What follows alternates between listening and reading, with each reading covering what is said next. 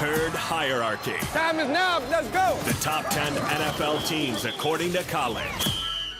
Number 10. The Carolina Panthers. Here's why I don't have them higher. Because they're not winning the right way. They're first in the NFL in turnover differential at a +8.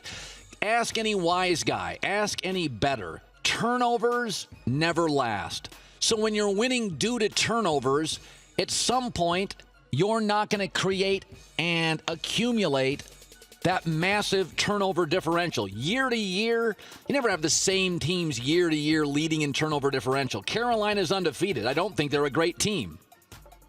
Number 9.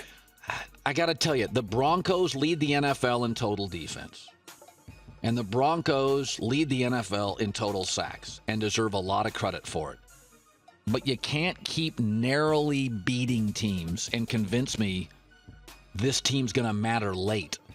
If they matter in the AFC playoffs, it's because Andrew Luck is hurt and Big Ben never came back. I just don't buy this team winning narrowly, last in the league or close to it in rushing.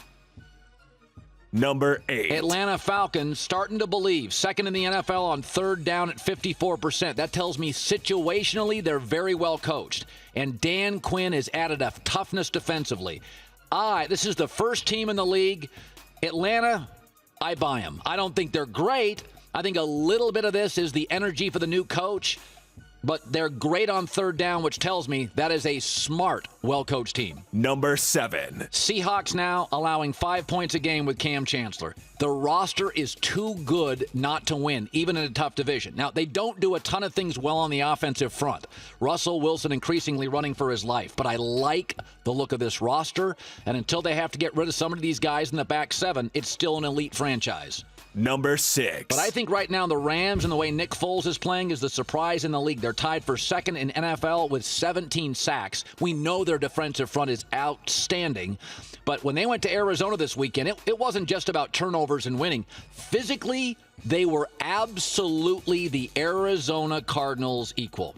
Number 5. New York Giants. Last time the Giants started 2-2 and made the playoffs, they won the Super Bowl. You cannot run against this Giants team. 69 yards a game is number 1 in the NFL, and I think their offensive pieces are fantastic, and they're doing it without Victor Cruz.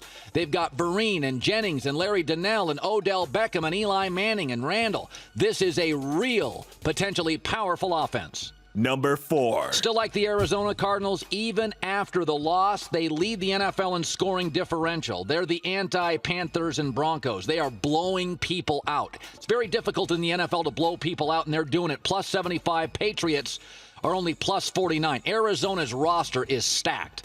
Number 3. I've been trolling the Bengals somewhat this year, but they've only trailed 1 minute and 58 seconds the entire season. So they're jumping on people, which tells you they come in with a good game plan, and they pound away at it. They're not really explosive offensively with Andy Dalton, but they have really good pieces, and their defense is fantastic. And again, they've only trailed for 1:58 all year. Number 2. Green Bay Packers. Aaron Rodgers leads the NFL in passer rating and passing touchdowns, no interceptions. They're the rare football team that gives you all the upside without the downside. Packers number 2.